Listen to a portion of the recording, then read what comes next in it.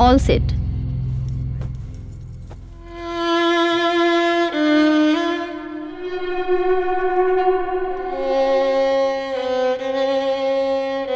अदालत में आज की कार्रवाई शुरू की जाए। Thank you milord. Your honour, जैसा कि मेरे मुवक्किल प्रभात और उनके परिवार वालों ने इसी अदालत में पिछली दफा बताया था कि मधु जी उनके परिवार के बहू बनने के काबिल ही नहीं है। ये बात उनके परिवार वालों ने भी स्वीकार की है, लेकिन ऑब्जेक्शन मिलॉर्ड। मधु की खामोशी को मेरे काबिल दोस्त ने कैसे कबूलनामा मान लिया? Objection overruled. You sit. You may proceed. Thank you milord. Your honour, case बिल्कुल साफ है।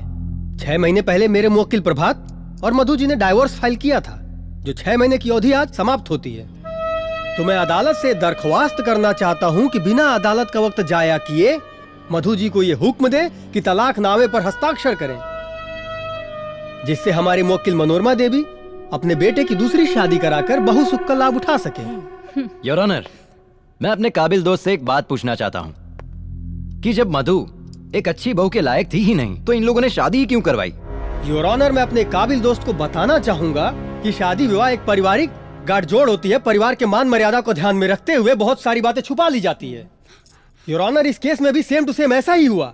पर जब मधु जी शादी करके प्रभात के घर पर आई तो धीरे धीरे उनका रंग खुलता गया और उनका असली चेहरा सामने आया, जिससे पता चला कि वो घर में रहने के लायक ही नहीं है। मिलॉर्ड, मैं अपने काबिल दोस्त से यह भी पूछना चाहता हूँ कि एक लायक बहू का क्या मापदंड होता है? मिलॉर्ड, इस केस में कहीं ऐसी कोई चर्चा नहीं है कि मेरी मुवक्किल मधु को खाना बनाना नहीं आता है, या सास के पैर दबाने नहीं आते हैं, या फिर सब्जी में नमक कम डालती है। Order order. You may proceed. Thank you milord, आप खुद एक महिला है और भली भांति जानती हैं कि बहुओं का नमक ही पहला दुश्मन होता है जो घर में अशांति फैलाता है। ये तलाक का एक ही कारण है, ये लोग दहेज के लालची है।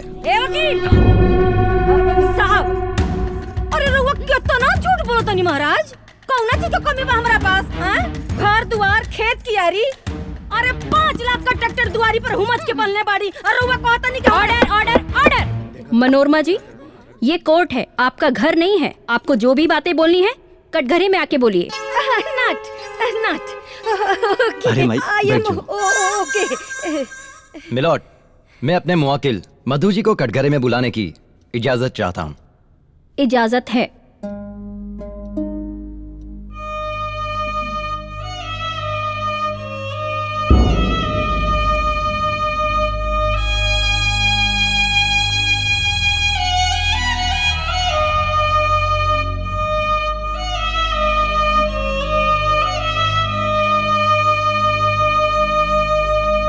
गीता पर हाथ रख के कसम खाइए, जो कहेंगी सच कहेंगी, सच के सिवा कुछ नहीं कहेंगी। मैं कसम खाती हूँ, जो भी कहूंगी सच कहूंगी, सच के सिवा कुछ नहीं कहूंगी। हाँ तो मधु जी, ये अदालत जानना चाहती है कि आपके ससुराल वाले क्या आपको दहेज के लिए प्रताड़ित करते हैं?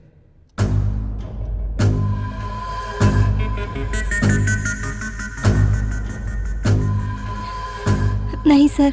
सच बोलिए, झूठ नहीं। ऑब्जेक्शन मिलॉर्ड, मेरे काबिल दोस्त मधु जी को गुमराह कर कर उनसे सच से झूठ बुलवाना चाहते हैं। Objection overruled. बैठ जाइए।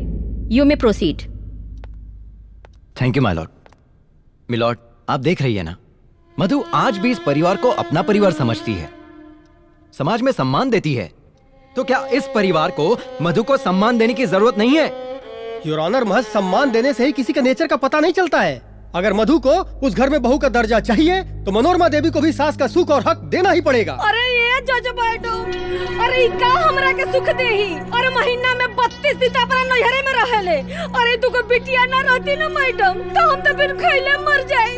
और एकरे कुप्तन हमार 5 किलो वजन कम हो गई। Order order. मनोरमा जी, आपको पहले ही बताया गया है, ये कोर्ट है। आपको जो भी बोलना है कटघरे में आके बोलिए। I am fine. You may proceed. Thank you milord. Milord, जब एक इंसान की दूसरे इंसान से नहीं बनती है और वो नाखुश रहते हैं तो दोनों में से किसी की भी गलती हो सकती है।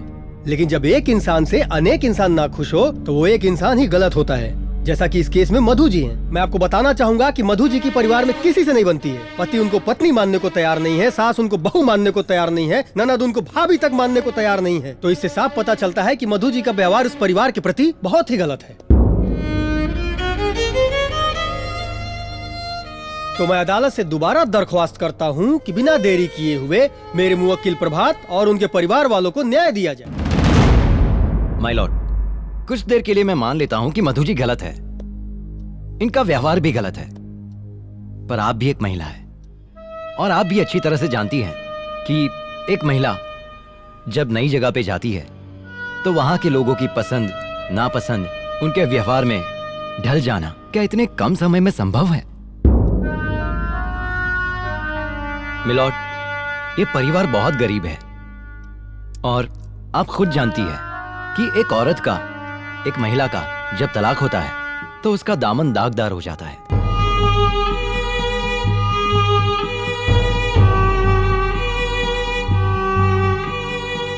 ये आप अच्छी तरह से समझती है। क्या मधु को थोड़ा सा और वक्त नहीं मिलना चाहिए?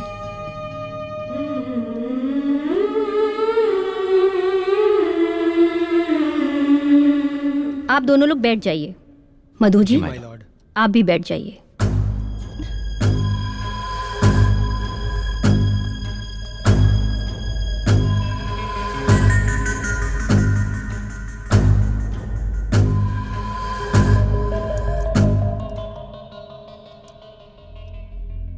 अदालत हमेशा सबूतों और गवाहों के आधार पर ही निर्णय लेता है। दोनों पक्षों की दलीलों को सुनने के बाद और एक महिला होने के नाते तलाक होने का दर्द क्या होता है ये बखूबी समझती हूँ। इसलिए मधु को 1 महीने का और वक्त दिया जाता है। अगर इस 1 महीने के दौरान अगर मधु अपने ससुराल वालों का दिल जीत लेती है तब तो ठीक है, वरना तलाकनामे पर हस्ताक्षर करेंगी। कोर्ट मधु के पति को ये आदेश देता है कि वो मधु को सम्मान पूर्वक अपने घर ले जाए। Court is adjourn for today.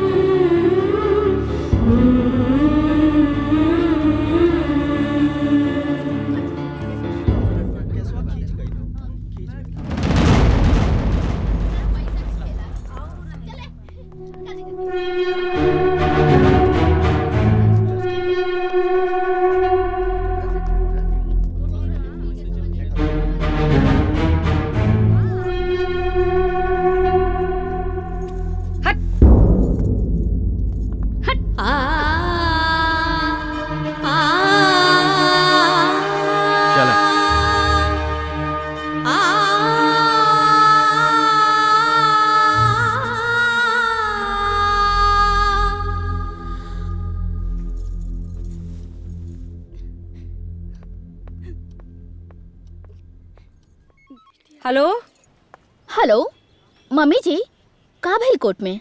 क्यों हमार फोन काहे नहीं उठावत? और कोर्ट के फैसला का रहे? अरे बिटिया, कोर्ट के आदेश के हिसाब से उकल मुही न हमनी के संगे 1 महीना और हमारे घरे में रही। ओह माय गॉड, 1 महीना और? अरे हमार बेटा का होके वाली सोना पतो, टेंशन ना मत। मम्मी जी काहे ना टेंशन ली, हमार होखे वाला पति के साथ हमार सौतन रही तो हमके काहे ना टेंशन होई? अरे डार्लिंग, 1 मंथ का बात है ना। अरे हमनी के ओकरा के इतना टर्बुल देवल जाई ना कि 1 मंथ का 15 डे में भाग के हमरे बेटा के डाइवोर्स पेपर पर साइन कर दे। ओकरा बाद अपना होके वाली पतो के बैंड बाजा बजा के टेकिंग करे आई। By, thank you. अरे मनोरमा, कुछ तो लिहाज कर। अभी पतो आई लगी ओके भेजे के बात करे लगलू। और तनी कातनी लिहाज करी जी, हाँ? चुपचाप बैठी, अना तो अपन बेटा बेटी दामाद लेके हाउस लीव कर दे, अना तो ओल्ड मदर के लेके चुपचाप सिटिंग करा ये जा। ए माई, का करम जोली आ गई।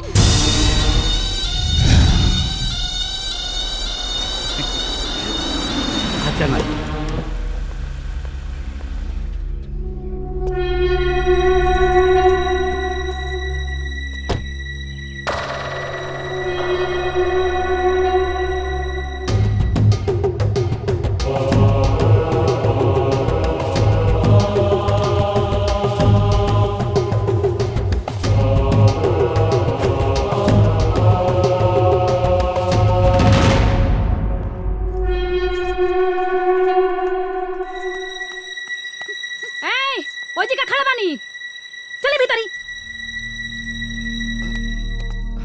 रउरा के अलग से न्योता देवे के पड़ी का? जाइए अंदर।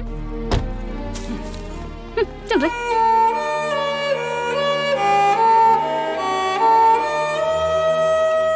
अच्छा कहलू, चल आइलू बिटिया, बड़ी अच्छा कहलू। आओ आओ, अरे हमार बेटी।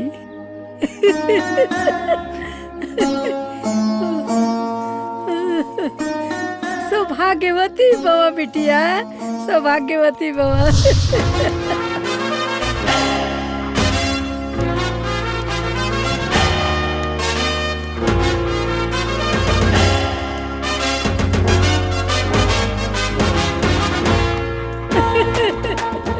अरे देख टमी, देख भाभी। अरे टॉमी, अरे रुका। अरे आवत हनी। अरे इंसानन से तो अच्छा हमर टॉमी बा, टॉमी। आजो भाई, आजो आजो।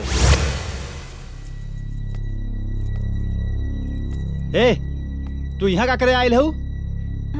माफी चाहतानी जी, बाकी एगो पत्नी अपना पति के कमरा में ना जाए तो कहाँ जाए? ए महारानी, ए घरवा में तोर वजूद सिर्फ एगो नौकरानी के बा।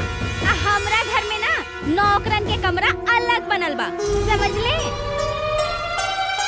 होई देख छोटकी, कोर्ट आदेश का दे दलस। ई तो घर, पति, संपत्ति सब अपना बापे के समझे लागल। हमरा घर के ना मालकिन बने के कोशिश मत करी है तू, वरना कोर्ट के आदेश जा भाड़ में तोरा घसेट के निकाल के फेंक देम सो। देखा तारी में दीदी कैसे ही घटवास नियन सुनतिया। अरे ऐसे ना जाई रे, बेटा को उठाओ, हम हाथ पकड़ के कर घसेट बन। दीदी चल निकल। दीदी मैं बोले कि तू आगे चल रे। दीदी हमारी बात तो सुनी। निकल दीदी, दीदी हमारी बात तो सुनी। कहाँ जाने काका है मेरे? अरे ओने जो ओने छोटकी कोठारियां दिखाई देता, वो है तो हर जगह पर। ए, जो ना रे, ताकत का मारे। लंका निश्चर निकर निवासा, यहाँ कहाँ सज्जन कर वासा। अर्थात राक्षसन के बीच में एगो सज्जन के कहाँ से निवास हुई? अरे तनी कम तरमस करसन रे, इतना अत्याचार तो भगवान से ना बर्दाश्त होला। ए बुढ़िया, तनी कम बोल, गोड़वा से तो गइले बड़े, हाथुआ से चल जाई पे।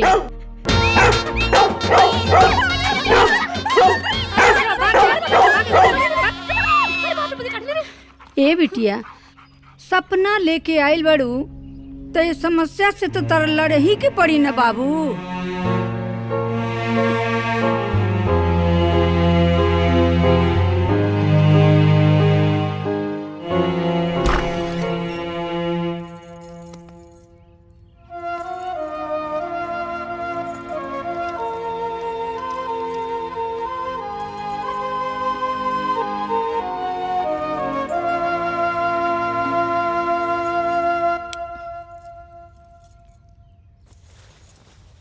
सब ठीक हो जाई बिटिया, घबरा मत, एकदम सब ठीक हो जाई। करत करत अभ्यास के जड़मत होत सुजान, रस्सी आवत जात है सिल पर परत निशान। अर्थात रसरी के बार बार रगड़ला से जब पत्थर पर निशान पड़ जाला तब बिटिया ई लोग तो इंसान हलो, एक न एक दिन पिघल ही जाई लोग। टॉमी, भाभी के बिछौना ना हुई, जा ले हो जा।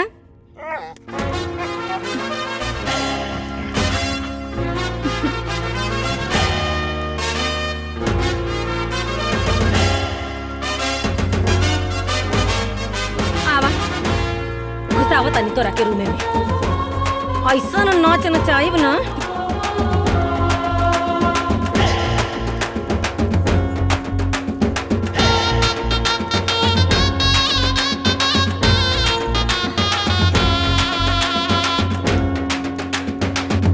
वाह वाह, जा दे दा। टॉमी, अब जा, भाभी खातिर एगो तकिया ले आवा।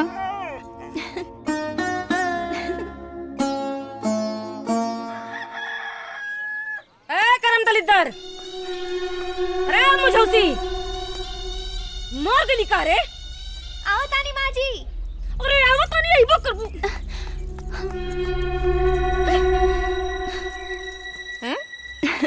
राउर आशीर्वाद से हमारा आयु बढ़ गई माँ जी। अच्छा तो और उम्र बढ़ा ले। करम दलितर, लमघोड़ी, दुष्टा, पापी, राक्षसी बढ़ गई आयु।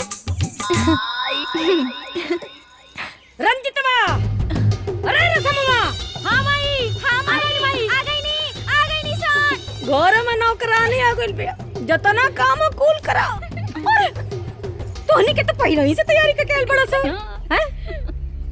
माई शेर, तो बिटिया सवा शेर।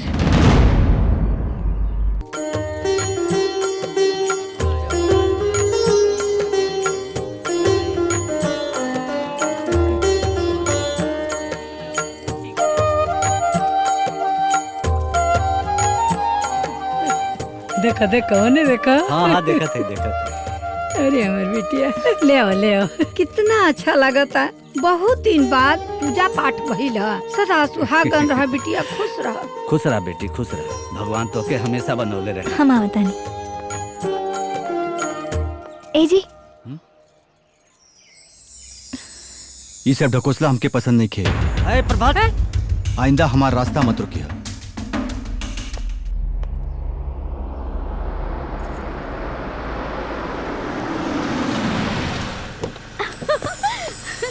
बेबी टिकल, आजा।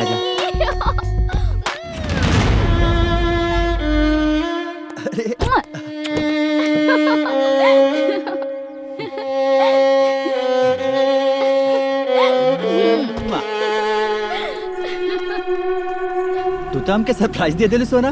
बतैले हो तो हम तोके लिवाए खातिर आ जाती। उ कहा न बेबी, सौतन आ गेल ना। हमरे करेजा पे सांप लोटे लागल। यही से हम सोचनी लुटेरा घर लुटे उससे पहले कहे ना हम अपन प्यार बचा ली। अरे हमारो के वाली नवीना पतो, हमारा अनबान सान, हमारा आंखी का पुतरी। तो के देख के तो हमर करेजा जुड़ा गेल बिटिया। हमरो जुड़ा गेल, लेकिन केहू के देख के हमरा करेजा में सन तीर चुभता कि पूछी मत। अरे तीर चुभे चाहे भाला, चाहे केहू मरे या जिए, हमनी को ऐसे का करे के। डार्लिंग तू चिंता मत कर। ए घर के सिंहासन पर खाली तोहरे राजवा। ओ दीदी लव यू। मम्मी, हम साइड पे जाके आवतानी। सोना जल्दी आ जाइए। बाय। चल तोरा के आराम के बड़ी जरूरत बात हो गल। एक मिनट सुना, हमरा पतो खातिर इनकर फेवरेट हलवा बना के लेके आवा जल्दी। चला, कोनो दिक्कत ना मिल रास्ता में? ना कुछ दिक्कत ना भाई। अरे एकदम बढ़िया। हे प्रभु, राउर खेती रौरे बचाई, राक्षस के कुल में राक्षसी आई।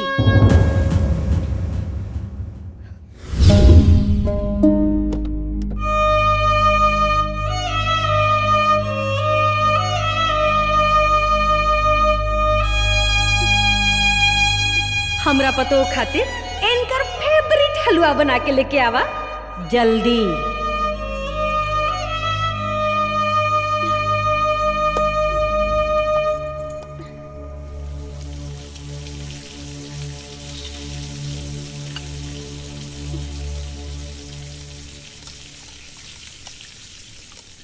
मम्मी जी, हाँ हम सुनिया की कोर्ट 1 महीना के वक्त दे ले बा। हाँ। 1 महीना टिक के दिखावे ना, नाम बदल दे। अब माई, नाम बदल के का जरूरत बा? अरे हमनी के तो ओकरा का ऐसे ही परेशान करे में बड़ा मजा आता। सही बात है। आ सब खाना Correct। पहुंच जाई।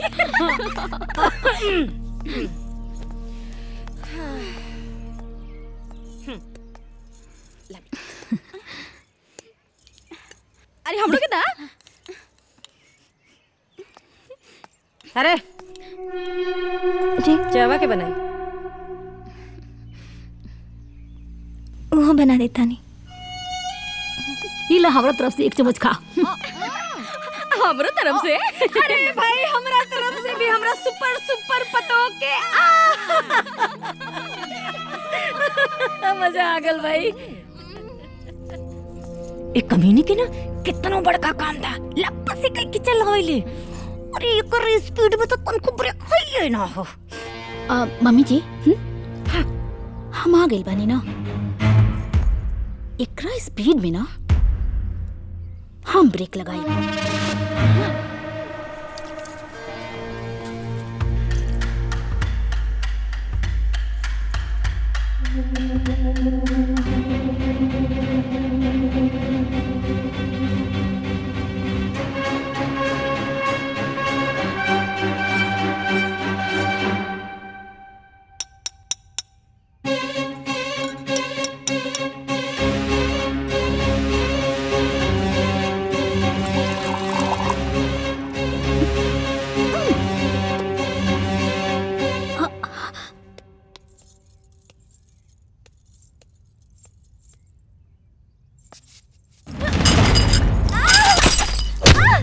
अरे कहाँ टूटल रही है? अरे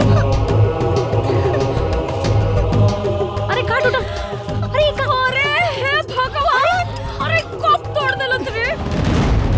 ओढ़ भइल हो, लौकला ना? हैं? ई कब पतवार मोल का बाप बिया के देही?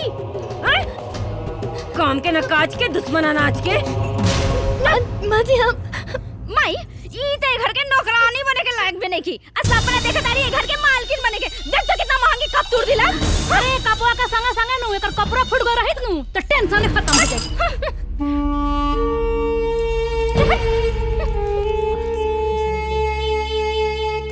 लगा देनी ना स्पीड में ब्रेक। हाँ वेरी स्मार्ट स्पीड ब्रेक। और हमार होशियार पता टिंकल।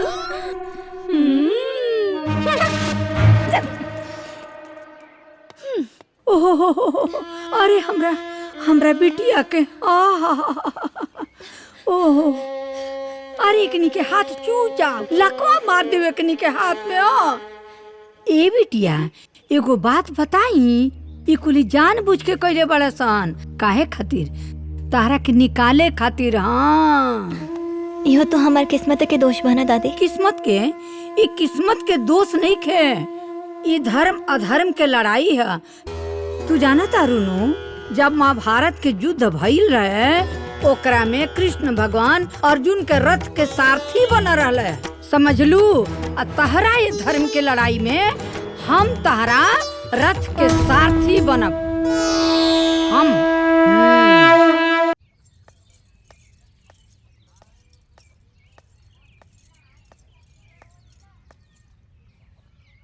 बाबूजी हाँ बेटा। हलवा खा ली। हाँ लिया लिया।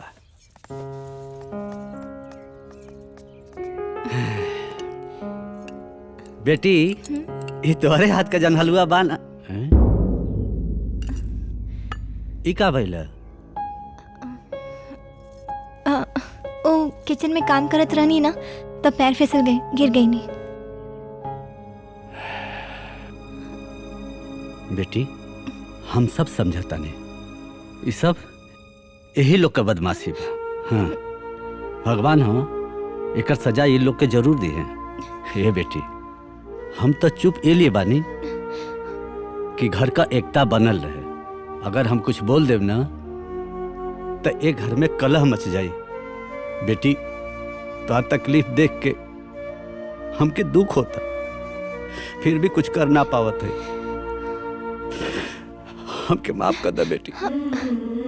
ना ना बाबूजी ये का करता नहीं, ऐसा मत करी।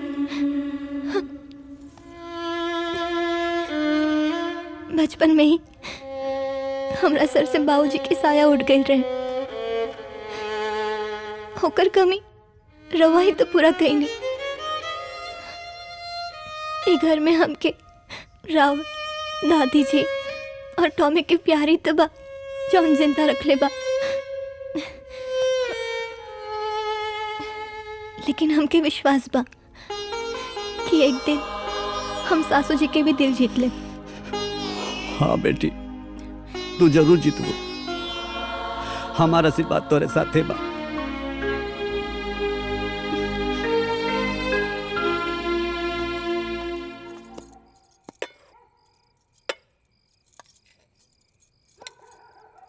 टॉमी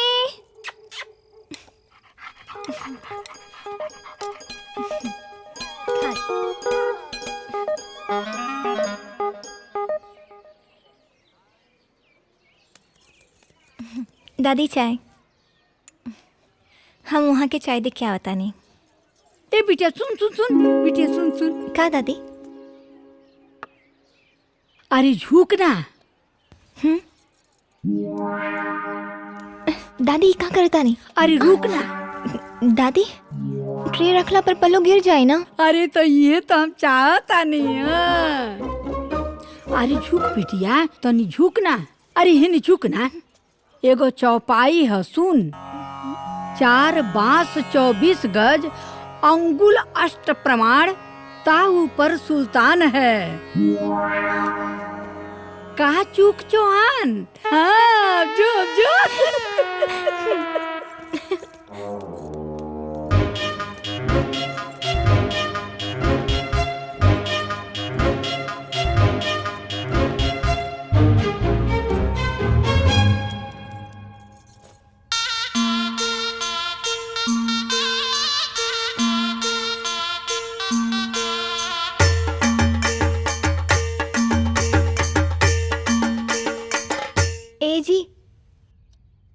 चाय तो के काले से हमारे कमरा में आओ के? हाँ नौकरानी है जी, ये तो हमारी ड्यूटी है। हाँ ठीक बा रख दो बाहर।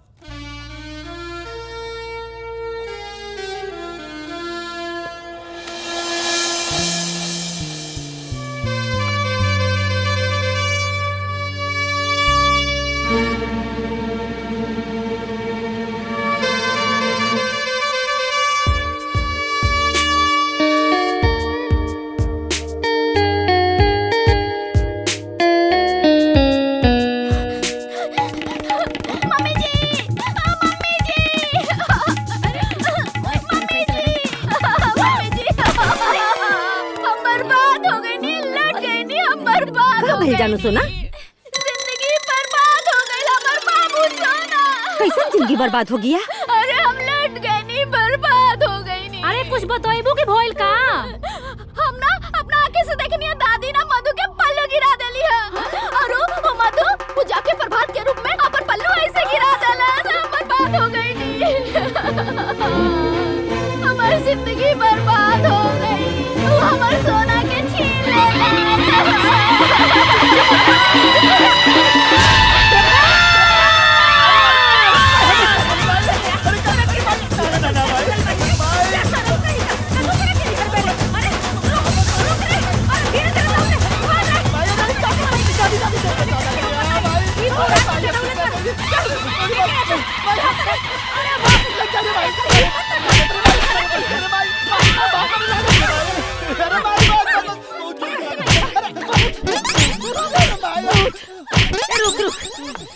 कैसे तोरी मत पड़ा?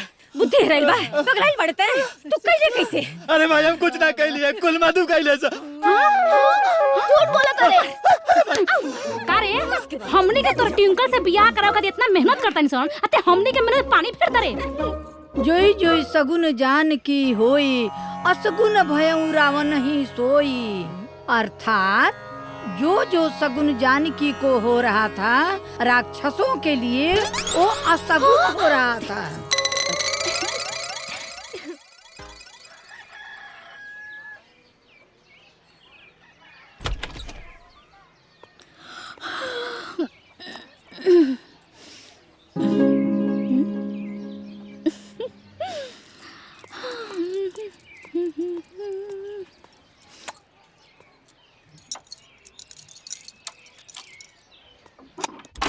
गुड मॉर्निंग बाबू। यू नो बेबी, हम तहके ना तारू फर्जी बीबी से बचावे खातिर राती के गेट में ताला मार देले रहनी। Because I love you so so सो मत ना यार। प्रभात रुका बतावा थी।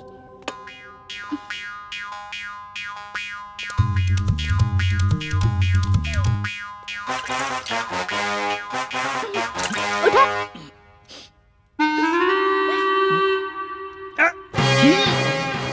ई पानी ना हो, रात में क्यों हमारा दरवाजा बंद कर देले रहलस? इसे हम ई जग में सुसु कर देले रहनी।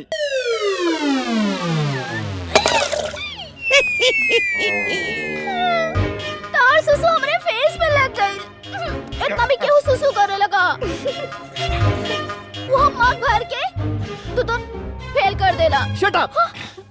फेल कर देला, पूरा दिमाग खराब कर देला। बाबू बाबू सुनो ना, सॉरी यार। बाहर में गई तो बाबू यार गुस्सा मत करो बाबू। बाबू सॉरी कहानी ना, प्रभात प्लीज सॉरी बोल रहा बानी ना प्रभात। का सॉरी हाँ, यही जग का है नजराना, जैसा करना वैसा पाना। अर्थात दादी माँ, अर्थात यही जग के हो नजराना, जे जैसन करी वैसन पाई। बुझाइल? बोलो राधे राधे। राधे राधे। तो अरे सोना। अरे जा जा जा।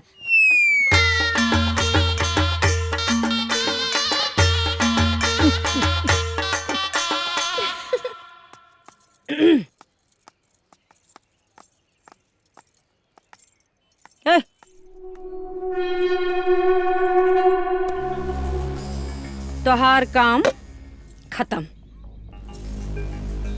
कोर्ट के देवल 30 दिन का आदेश आज खत्म हो गई। और जज मैडम का कहले रहनी याद है ना, हमनी के दिल जीते के बा। उ तो भैल ना और होखे भी ना। बोरिया बिस्तर बांध, साथे कोर्ट चल, वजह से तोर विदाई हो जाए। चाहे कुछ हो जाए, कितनो तकलीफ, कितनो दुख दे दी लोग, बाकी हम ये घर से ना जाए। अगर जाए तो हमारा अर्थ ही जाए। रेशमा, रंजीता,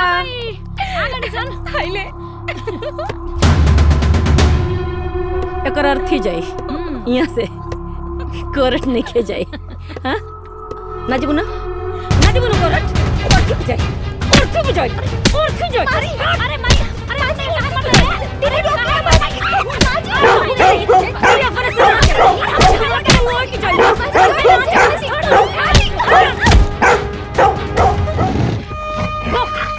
तहु मत देखे कि कितना भूख में तुमने क्यों में तुमने के जो ना हमरा के रोक सके, बचावा के देखी हम।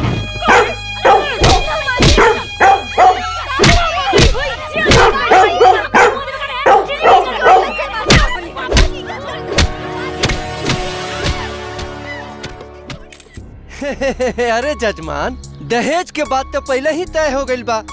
बुलेट के चाबी 51,000 रुपया बरीक्षा में दी, चल के बरीक्षा करी।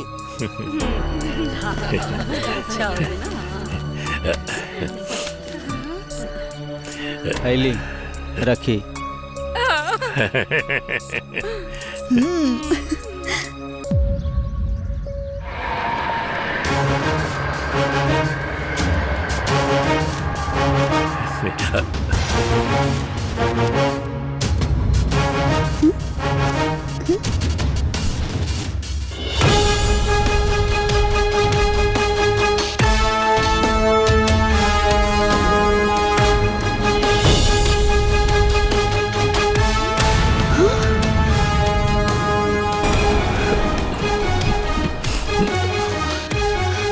रिद्धि,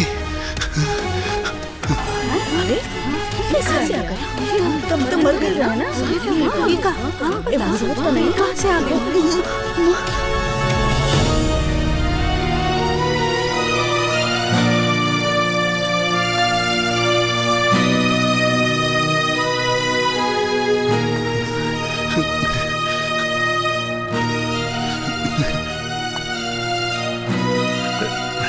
रिद्धि,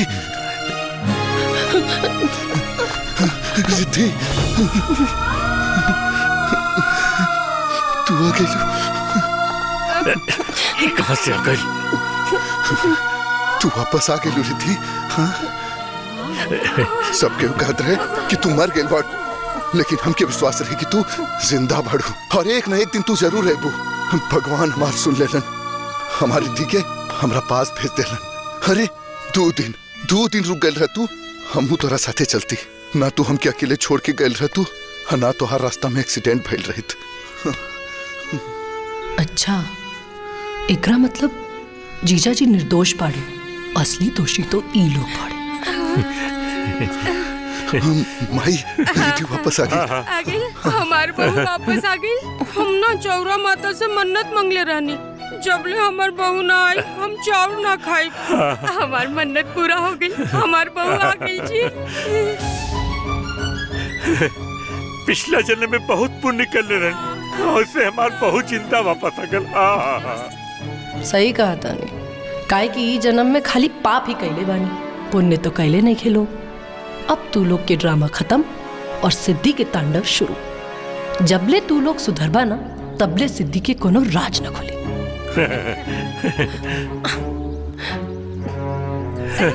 खुश रह बेटा। सही कहा तानी बाबूजी, ई रवा लोगन के पुण्य प्रताप और हमार पति परमेश्वर के प्यार के बदौलत ही आज हम जिंदा लौट के वापस आए बानी। देखी ना, हमार दोनों ननद भी आज कितना खुश बाड़ी।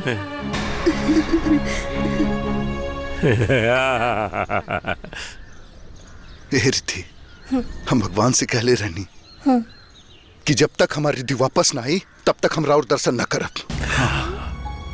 है देखा, वो तोरा के भेज देलन, जातनी भगवान के दर्शन करब और उनका के धन्यवाद कहब। जातनी माई। हाँ जा बेटा, जा बेटा, तू भी आराम कर जा। भाभी भाभी तू कहाँ चल गई रहलू हमके छोड़ के?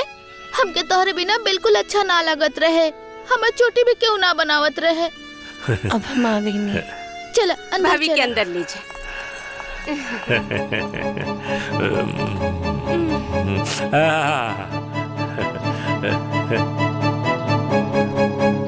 चलिए भैया, बड़ा अच्छा बात बा, राउर बहू घरे वापस आ गई। देखिए हमके कोनो बातें के दुख नहीं खे, लेकिन अभी रिश्ता हम ना कर पाए। हाँ सही बात। ठीक बा, पैसा वापस कर दी। हाँ ली। चलिए, अच्छा नमस्ते। चलो लेकिन सामान पैक करा। चला देख लेनी, कुलछणी घरे आई, लक्ष्मी चल गई। बहूजी जब तू ना रहलू ना, तोहरा बिना बिल्कुल अच्छा ना लगत रहे। अरे वो दादाजी बजौनी है।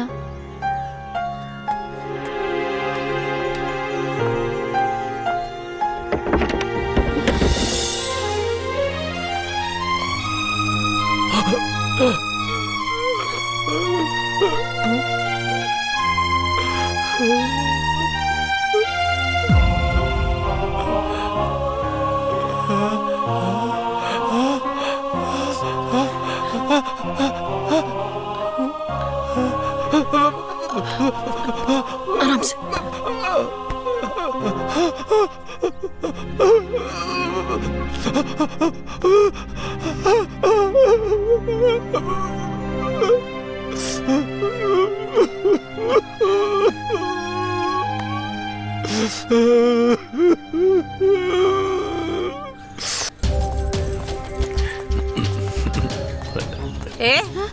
कहाँ गई महारानी? वो दादाजी के कमरा में गई बड़ी। हाँ? तू ऐजा का करे तारू? चला जाके पढ़ाई करा। हाँ।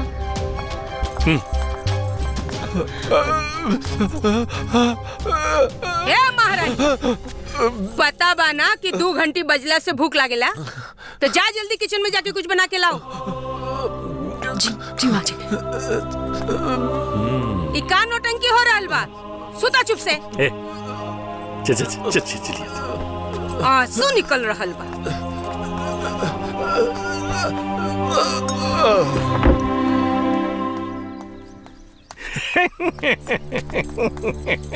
डिरा गई दुदुबा जी माँ जी बोलतिया। डरा ना गई, ठीठिया।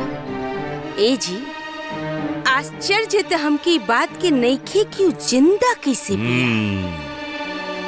आश्चर्य तो हम ही सोच के हो रहल बानी, एकर वापस आवे के हिम्मत कैसे भाई। एकर मतलब कि हमने के डर एकर भीतर से निकल गई। ए नकीना, देखा गज्जे वाले बादल से ना फसल ना पकेला, फसल पकेला बरसे वाले बादल से। तजा किचन में जा और ऐसा गरजा बरसा, तब ने आपे वो समझ जाई जा। जा इंतजार करा तू लोग। देखा ये बादल कैसे गरजेला और ये बारिश कैसे होला। बरसा बरसा।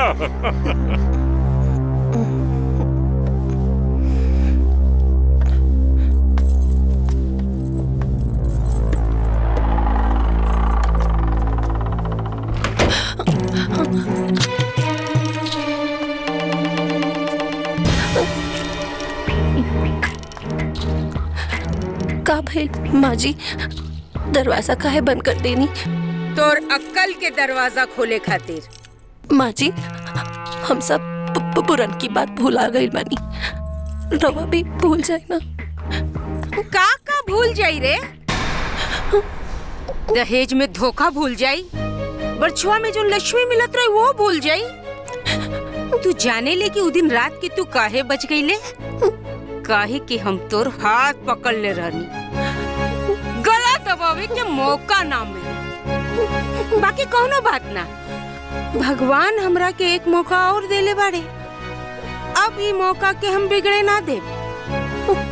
उ दिन तो तोर ससुर गला दबैले रहल, आज हम गला दबाई। ना माँ जी, माँ जी ना, माँ जी, माँ जी ना। तोर हिम्मत कैसे भइल हमरे घरे आवे के? हमरे घर के मजा तो के नइखे पूरा मिलल। आज तो के तो हम जिंदे न छोड़ब।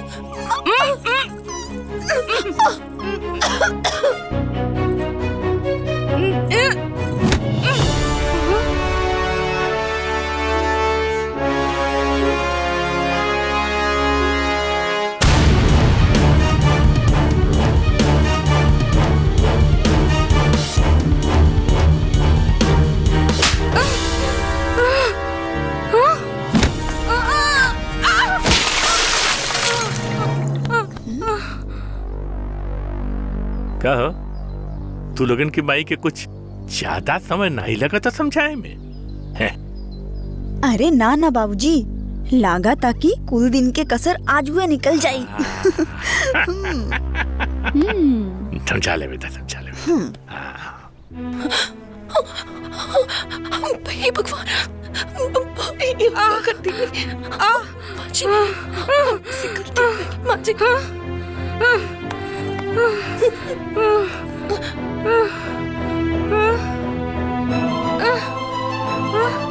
कुछ लौकत नहीं के।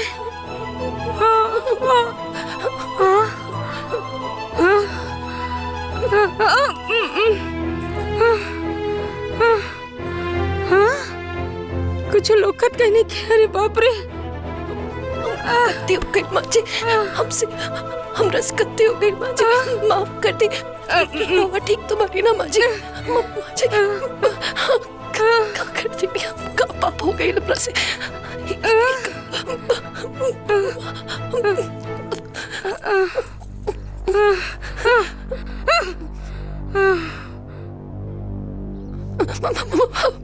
पता न कैसे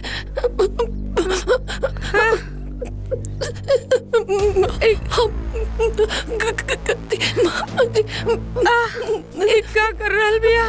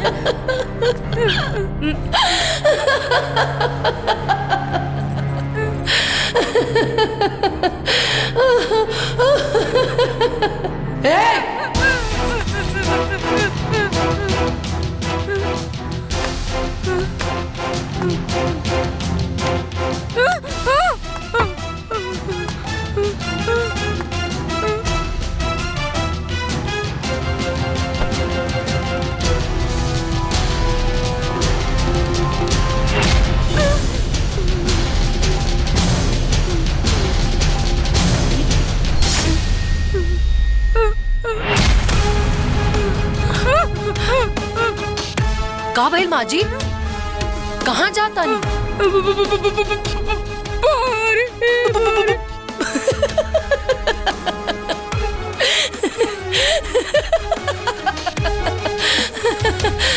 का कहानी रवा? भगवान तोरा के दूसरा मौका दे ले है? ना ना, बल्कि भगवान हमके दोसर मौका दे ले बड़े। राउर सेवा करे के। राउर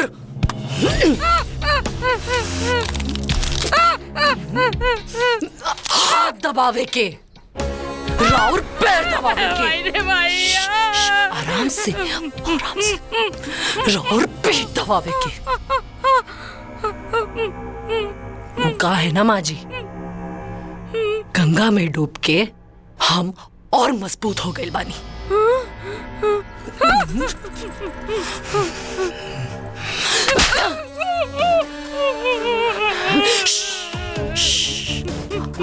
आवाज नहीं की करेंगे। बाहर मालूम पड़े तो राउर इमेज की का हुई? हाँ हाँ, चली अब चुपचाप बाहर जाएं और केहू के एजा कांड के पता ना चली नहीं। ठीक है सासू जी? जी जी जी जी बहू जी। जी सासू जी। चली।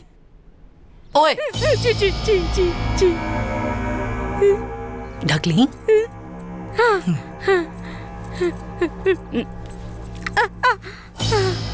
जाए, दरवाजा खोली सासू जी।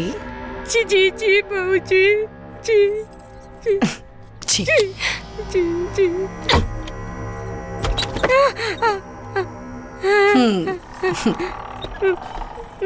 आ गेली आवा हो नगीना आवा।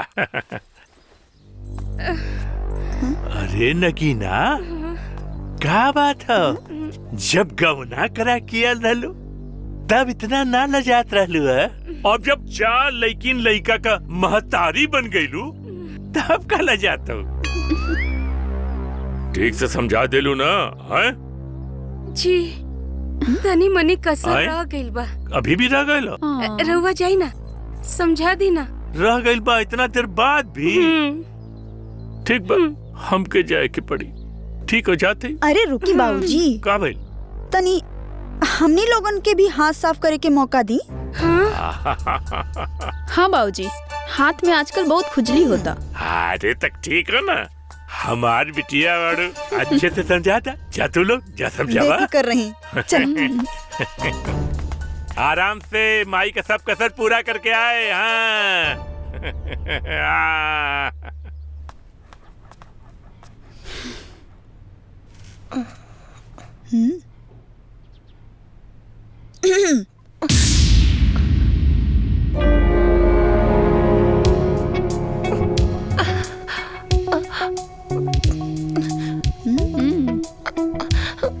रवा लोग भी माची की जैसे समझाए आयल बानी का।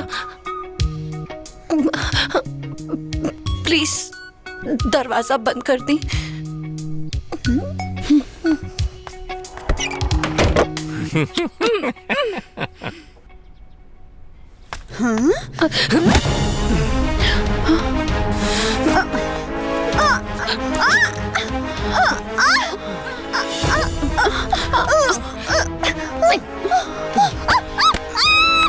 दीदी, अच्छे से समझाओ। तीन ही लोग हो, एकदम तुम्हारा कसर पूरा करते हैं। दीदी,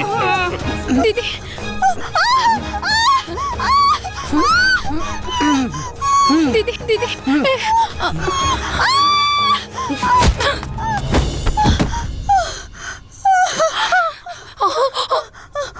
तेरा इतना हिम्मत? दीदी,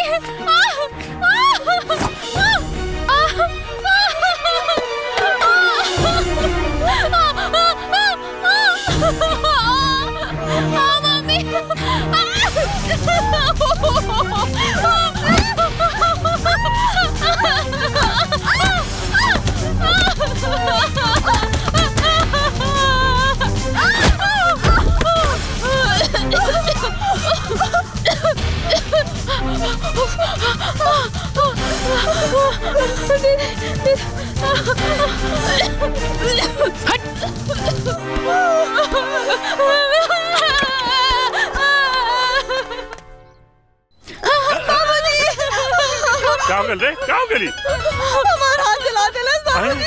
तो के क्या पहलो? हमर मुंह में मिर्ची के पाउडर अरे चल धो ना पहले, मुंह धो ले। अरे बाप रे बाप, भाई कैसे ही सब? बाबूजी हमके लगा था भौजी पगला गेल बिया। अरे ऊ ना पगला गल बिया, तू लोग पगलाल बाड़ू। ना हम देख ना जी ना, सही कहती है। सही कहती है? ये देखे हैं?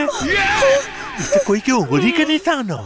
सास के गाल में बहू के खूनी पंजा के निशान। खूनी पंजा के निशान? बहू बदल गई बिया।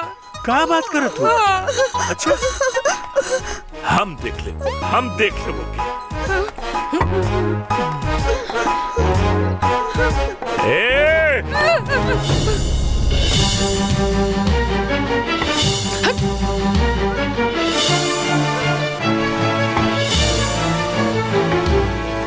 ना रहुआ के हमरे सामने मारी हमके बर्दाश्त ना हो। हमके मारी? हाँ। हमके मारी? ओकर इतना हिम्मत हो गलो? हाँ। देख अब ना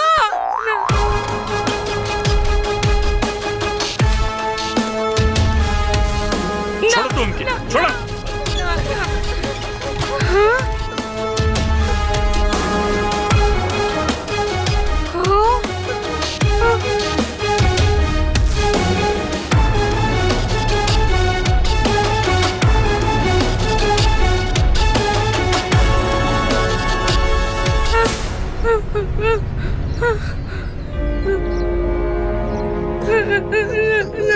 छोड़।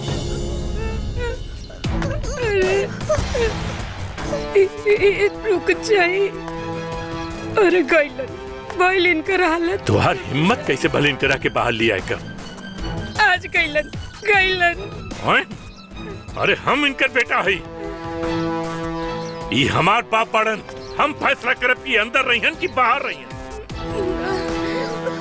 तू क्या होलू? हम दादाजी ई तो भुला गइल बाड़े, हम ई घर की बहू हैं। और तू बेटा हुआ, बेटा होके के कुल फर्ज तो भुला गइल बाड़ा तू।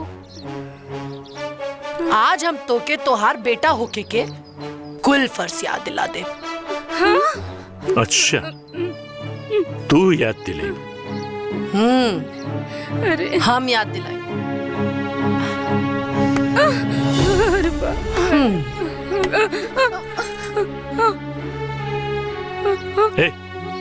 इका तरीका फर्ज याद दिलावे के मना कैले रानी ना मनला। अरे बाप रे, अरे तू लोग देखा तो बचावा। अरे बाप रे, अरे तोड़ देला, अरे पाट देला, अरे बस गया, अरे बाप, अरे सुधार के अरे बस अरे बाप रे हो गया। अरे बाप रे बाप। देखत का बाड़ू, आके बैठा इधर। जौना घर बड़ बुजुर्ग के छाव में फलेला फूलेला, वो बड़ बुजुर्ग के साथ तू लोग ऐसन बर्ताव करता है। आज से दादाजी कमरा में कैदीनियन ना रहे, बल्कि आज से दादाजी आजाद पंछी बने। अब और आज से दादाजी घंटी बजा के बात ना करिए, बल्कि दादाजी ऑर्डर दिए। काहे कि आज से दादाजी के वचन ही हुई ई घर के शासन।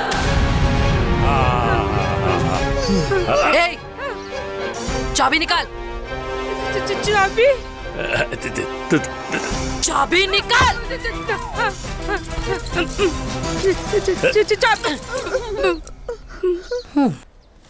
चाबी कुल मालिक के हाथ में शोभा देवेला, नौकर लोग के ना।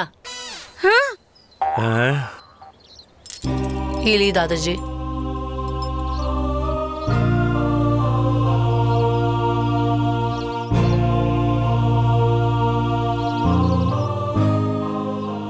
ना बहू, तू एकरा अपना पास से रखा। अच्छा दादाजी, राजपाट तो बटा गए, अब बारी बा घर के काम काज के। अब ई बतावा कि घर में खाना के अच्छा बनावेला। भौजी हमरा खाना बनावे बिल्कुल ना आवेला। हाँ, माई के खाना अच्छा से बनावे आवेला। बेशरम, लड़की होके खाना बनावे ना आवेला। ससुराल जाइबू तक नाक कटा देबू। ई तो बढ़िया बा, पता चल गई तो तय हो गई बा। आज से खाना तू दोनों बहन लोग बनाई, यही से प्रैक्टिस भी हो जाए। लड़की लोगन के ई सब गुण सहूर आवे के चाहिए। हाँ, अब घर के साफ सफाई के करी। ए बहू, पूछा और साफ सफाई हम बहुत बढ़िया से करीला। ये लोग के तो कुछ ना आवेला, कुछ ना आवेला। वाह सासू जी, तो तय हो गई बा। आज से घर की साफ सफाई तू कर। हम? हाँ, अच्छे से करिया। उक्का है ना, गांव में बहुत डेंगू मलेरिया फैल गई बा। ससुर जी, बैठ के रोटी ना नु मिली। ना ना ना ना ना ना। हाँ हाँ हाँ। बाहर जा करके दुआर के घास साफ करा। हाँ, और आज से खेत खलियान तू ही देखबा। हाँ। और हाँ, याद है, आज से कपड़ा वॉशिंग मशीन में ना धुलल जाए। काहे? बीच में ना बोल। आपस में तीनों चारों लोग हाथ से धुलिया। काहे कि जौन बिल आवेला वो कौन भरी? तोहार बाप।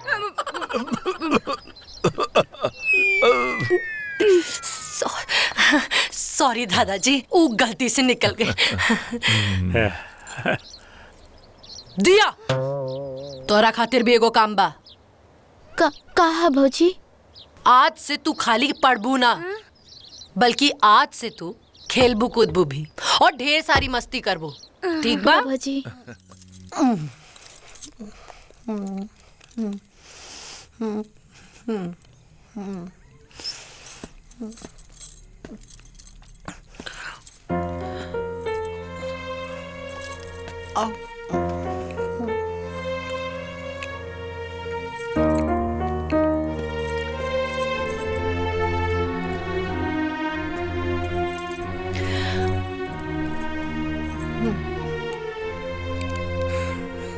खाना कैसन बनल बा सिद्धि? बढ़िया बा।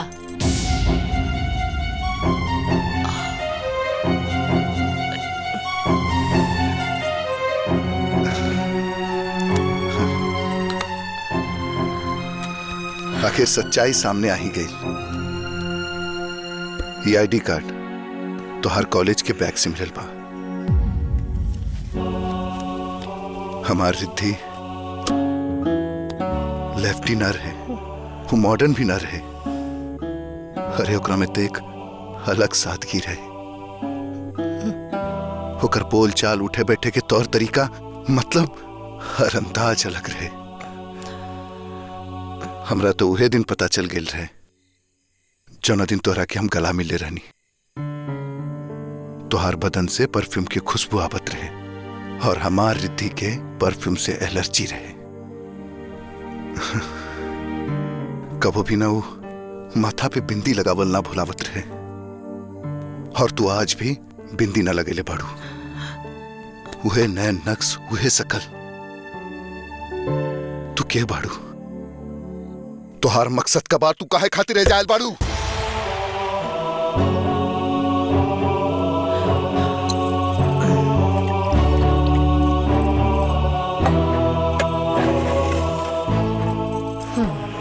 हम रिद्धि की जुड़वा बहन सिद्धि बानी। सिद्धि?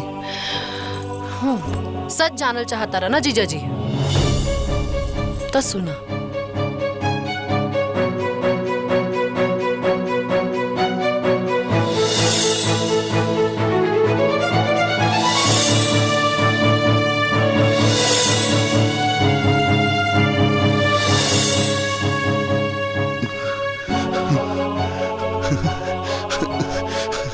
कहां बाड़ी हमारी थी, हमके लेके चला, हमरा मिले के बाद कहाँ बाड़ी, हमरा लेके चला ना। शांत हो जाए जीजा जी, चिंता मत करी। रिद्धि दीदी ठीक बाड़ी, उनकरा के डिस्चार्ज मिल गई बा और अभी वो घर पे बाड़ी।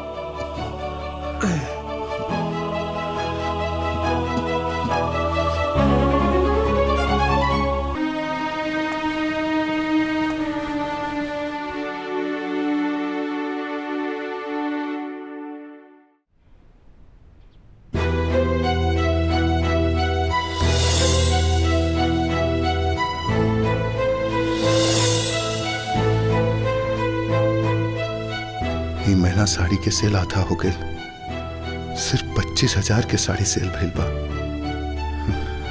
कुछ तो करे के पड़ी।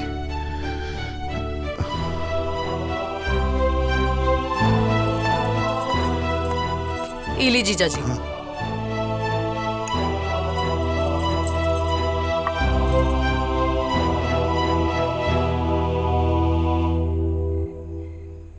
का भइल जीजा जी, कोनो टेंशन बा का? हरे बीच हम दुकान न गईनी, ध्यान न देनी त सेल आधा हो गइल बा। ऊपर से मार्केट में कंपटीशन बढ़ गइल बा, बगल में एक नया साड़ी के दुकान खुल गइल बा। समझ में नहीं आ रहल बा कि का करी। अरे टेंशन मत ली, हम बानी ना। पहले ई बतावा कि दुकान के नाम का हवे? नगीना साड़ी सेंटर माही के नाम पे रखले बनी। देखिए जीजा जी, बुरा ना माने भा, लेकिन ये नगीना फूलमती सब पुरनका नाम हो गइल बा। हाँ, अब ना कोनो नया ट्रेंडिंग नाम लावे के पड़ी, जैसे कस्टमर्स अट्रैक्ट होके। ट्रेंडिंग नाम? त तू ही कोनो नाम बतावा ना। हम? हाँ।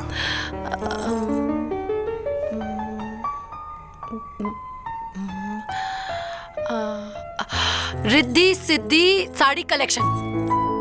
रिद्धि सिद्धि साड़ी कलेक्शन? अरे ज्यादा सोची मत, गणेश जी की दोनों पत्नी के नाम पर बा। देखी हा, विघ्नहर्ता और हर विघ्न हर लिए, और हम दोनों बहन के भी नाम बा। बस माई से पूछ ली हा, कहीं उनकरा के बुरा ना लग जाए। अरे ऐसे शुभ नाम का हो सकेला? पक्का डन। हाँ। ढंग से ना चली, खाली नाम बदले से व्यापार ना बदली। तो मार्केट में ट्रेंडिंग साड़ी बा, वो सब दुकान पर लाके रखी।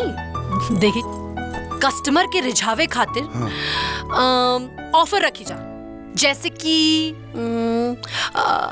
5 साड़ी पर 1 साड़ी मुफ्त। अच्छा। और 2 सूट पर 1 कुर्ती मुफ्त। देखिए, औरत लोग यूं भागल चली आई हैं। जीजा जी, इंडिया बा, फ्री के माल सबके भावेला। अरे मान गई तो हर दिमाग के काले, हम पुराना बोर्ड हटा के नया ऑफर के साथ नया बोर्ड लगा दे तभी। अरे जीजा जी, आराम से, कंट्रोल। हम सिर्फ आधी घर वाली आई। अब चली, दूध पी ली। हाँ। दिमाग और फास्ट दौड़ी लगे। तू हमार टेंशन एकदम हल्का कर देलू।